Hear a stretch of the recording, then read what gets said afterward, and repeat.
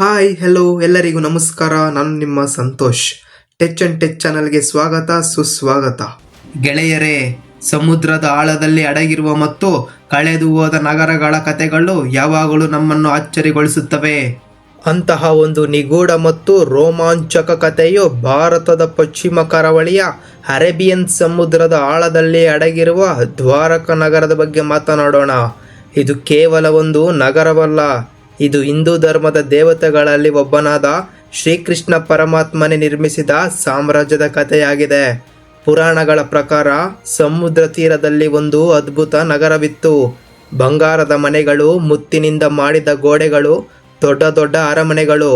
ಈ ನಗರದ ಹೆಸರೇ ದ್ವಾರಕ. ದ್ವಾರಕ ಒಂದು ಭವ್ಯವಾದ ಸಮುದ್ರದಲ್ಲಿ ನಿರ್ಮಿತವಾದ ನಗರವಾಗಿತ್ತು.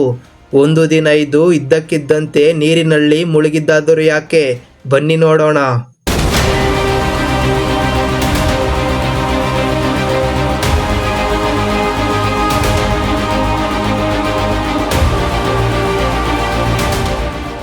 ಶ್ರೀಕೃಷ್ಣನು ಹಿಂದೂ ಧರ್ಮದ ಪ್ರಕಾರ ದೇವರುಗಳಲ್ಲಿ ಒಬ್ಬನು, ವಿಷ್ಣುವಿನ 8ನೇ ಅವತಾರ. ಅವನ ಜನ್ಮದ ಸಮಯದಲ್ಲಿ ಒಂದು ಪವಾಡವೇ ನಡೆದು ಹೋಯಿತು.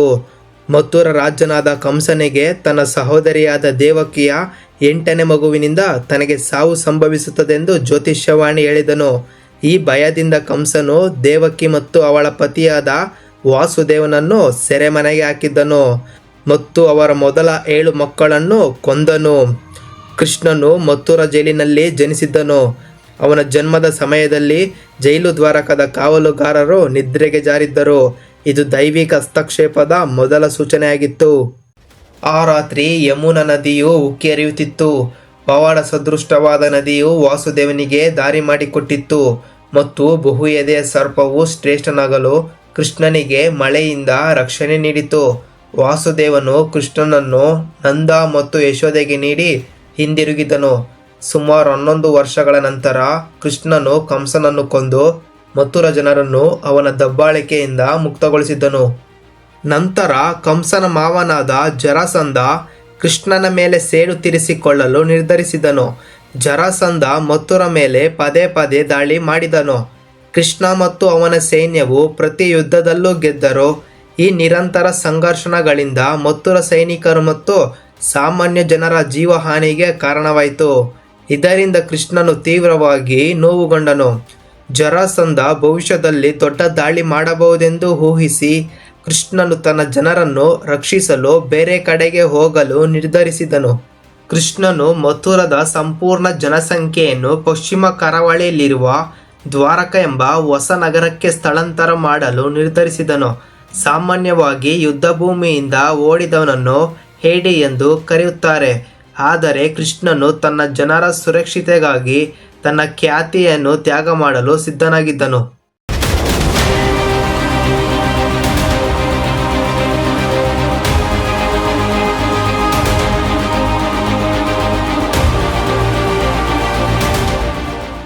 ನಂತರ ಕೃಷ್ಣನು ಸಮುದ್ರ ದೇವನ ಹತ್ತಿರ ಸಮುದ್ರದಲ್ಲಿ 12 ಯೋಜನೆಗಳಷ್ಟು ಭೂಮಿಯನ್ನು ಪಡೆದನು ಮತ್ತು ಸಮುದ್ರ ದೇವನು ಇದಕ್ಕೆ ಒಪ್ಪಿ ಹಿಂದಕ್ಕೆ ಸರಿದನು. ಸಮುದ್ರದಲ್ಲಿ ಭೂಮಿ ಪಡೆದ ನಂತರ ಜನರು ಹೊಸ ನಗರವನ್ನು ನಿರ್ಮಿಸಲು ಸಾಕಷ್ಟು ಸಮಯ ತೆಗೆದುಕೊಳ್ಳುತ್ತದೆಂದು ಚಿಂತರಾಗಿದ್ದರು. ಕೃಷ್ಣನು ದ್ವಾರಕ ನಗರವು ಈಗಾಗಲೇ ಸಿದ್ಧವಾಗಿದೆ ಎಂದು ಬಹಿರಂಗ ಪಡಿಸಿದನು. ಅದನ್ನು ದಿವ್ಯ ವಾಸ್ತುಶಿಲ್ಪಿಯಾದ ವಿಶ್ವಕರ್ಮನಿಗೆ ದ್ವಾರಕ ನಗರವನ್ನು ನಿರ್ಮಿಸುವ ಜವಾಬ್ದಾರಿಯನ್ನು ವಹಿಸಿದ್ದನು. ಈ ಸ್ಥಳವನ್ನು ಮೊದಲು ಕುಶಸ್ಥಳಿ ಎಂದು ಕರೆಯಲಾಗುತ್ತಿತ್ತು. ಆದರೆ ಕೃಷ್ಣನು ಇದನ್ನು ದ್ವಾರಾವತಿ ಎಂದು ಮರುನಾಮಕರಣ ಮಾಡಿದನು. ವಿಶ್ವಕರ್ಮನು ಈ ನಗರವನ್ನು ಕೇವಲ ಒಂದೇ ದಿನದಲ್ಲಿ ತನ್ನ ಮಾನಸಿಕ ಶಕ್ತಿಯಿಂದ ನಿರ್ಮಿಸಿದನೆಂದು ಹೇಳಲಾಗುತ್ತದೆ. ದ್ವಾರಕವು ಅಸಾಧಾರಣ ಸೌಂದರ್ಯ ಮತ್ತು ಯೋಜನೆಯ ನಗರವಾಗಿತ್ತು. ಇದು ವಸತಿ ಮತ್ತು ವಾಣಿಜ್ಯ ಪ್ರದೇಶಗಳನ್ನು ಒಳಗೊಂಡಿತ್ತು. ಇದು 6 ವಿಭಾಗಗಳಾಗಿ ವಿಂಗಡಿಸಲಾಗಿತ್ತು. ವಿಶಾಲವಾದ ರಸ್ತೆಗಳು, ಅರಮನೆಗಳು, ಸಾರ್ವಜನಿಕ ಸೌಲಭ್ಯಗಳು ಮತ್ತು ಸರೋವರಗಳನ್ನು ಒಳಗೊಂಡಿತ್ತು. ಕೋಟೆಯ ಗೋಡೆಗಳು ಸೂರ್ಯನ ಬಣ್ಣದಂತೆ ಹೊಳೆಯುತ್ತಿದ್ದವು ಮತ್ತು ಎತ್ತರದ ಕಟ್ಟಡಗಳು ಆಕಾಶವನ್ನು ಮುಗಿಲು ಮುಟ್ಟುವಂತಿದ್ದವು. ಭಗವತ ಪುರಾಣವು ದ್ವಾರಕದ ವೈಭವವನ್ನು ಮತ್ತಷ್ಟು ವಿವರಿಸುತ್ತದೆ. ದ್ವಾರಕ ನಗರದಲ್ಲಿ 9 ಲಕ್ಷ ರಾಜ ಅರಮನೆಗಳನ್ನು ನಿರ್ಮಿಸಿದ್ದರು ಮತ್ತು ಇವೆಲ್ಲವೂ ಸ್ಫಟಿಕ ಮತ್ತು ಬೆಳ್ಳಿಯಿಂದ ನಿರ್ಮಾಣಗೊಂಡಿದ್ದವು ಎಂದು ಹೇಳಲಾಗುತ್ತದೆ. ಆದರೆ ಗಾಂಧಾರಿಯ ಶಾಪ ಮತ್ತು ಸಾಂಬನ ಶಾಪದಿಂದ ದ್ವಾರಕದ ವೈಭವವು ಶಾಶ್ವತವಾಗಿ ಉಳಿದಿಲ್ಲ. ಮಹಾಭಾರತದ ಯುದ್ಧದ ನಂತರ ರಾಣಿ ಗಾಂಧಾರಿಯು ತನ್ನ 100 ಮಕ್ಕಳ ಸಾವಿಗೆ ಕಾರಣನಾದ ಶ್ರೀಕೃಷ್ಣನನ್ನು ಮತ್ತು ಅವನ ಯಾದವ ಕುಲವನ್ನು ಶಾಪಗ್ರಸ್ತನಾಗಿ ಮಾಡಿದಳು. ಇದೇ ರೀತಿ ಕೃಷ್ಣನ ಮಗನಾದ ಸಾಂಬನು ಗರ್ಭಿಣಿ ಮಹಿಳೆಯಂತೆ ವೇಷ ಧರಿಸಿದನು. ಆ ಸಮಯದಲ್ಲಿ ಋಷಿಮುನಿಗಳಾದ ನಾರದ ಮತ್ತು ವಿಶ್ವಾಮಿತ್ರರನ್ನು ಅಣುಕಿಸಿದನು. ಇದರಿಂದ ಋಷಿಮುನಿಗಳು ಸಾಂಬನಿಗೆ ಶಾಪ ನೀಡಿದರು. ಈ ಶಾಪದಿಂದಾಗಿ ಸಾಂಬನಿಗೆ ಒಂದು ಮೊಸಳೆ ಜನಿಸಿತ್ತು. ಅದು ಯಾದವ ಕುಲದ ನಾಶಕ್ಕೆ ಕಾರಣವಾಯಿತು. ಈ 2 ಶಾಪಗಳು ಕೃಷ್ಣನ ಅಂತ್ಯಕ್ಕೆ ಕಾರಣ ಎಂಬುದನ್ನು ಸೂಚಿಸುತ್ತದೆ.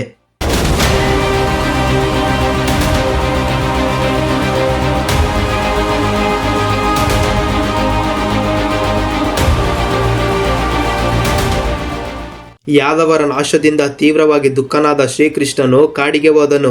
ಅಲ್ಲಿ ಬೇಟೆಗಾರನಿಂದ ತಪ್ಪಾಗಿ ಹೊಡೆದ ಬಾಣದಿಂದ ಅವನಿಗೆ ಅಂತ್ಯವಾಗುತ್ತದೆ ಮತ್ತು ಅವನ ಸಹೋದರ ಬಲರಾಮನು ಸಮುದ್ರದಲ್ಲಿ ಕಣ್ಮರೆಯಾದನು. ಮಹಾಭಾರತದ ಪ್ರಕಾರ ಕೃಷ್ಣನು ಭೂಮಿಯನ್ನು ತೊರೆದು ಆಧ್ಯಾತ್ಮಿಕ ಲೋಕಕ್ಕೆ ತೆರಳಿದನು. ಅದೇ ದಿನ ದ್ವಾರಕ ನಗರವು ಅರೇಬಿಯನ್ ಸಮುದ್ರದಲ್ಲಿ ಮುಳುಗಿ ಹೋಯಿತು.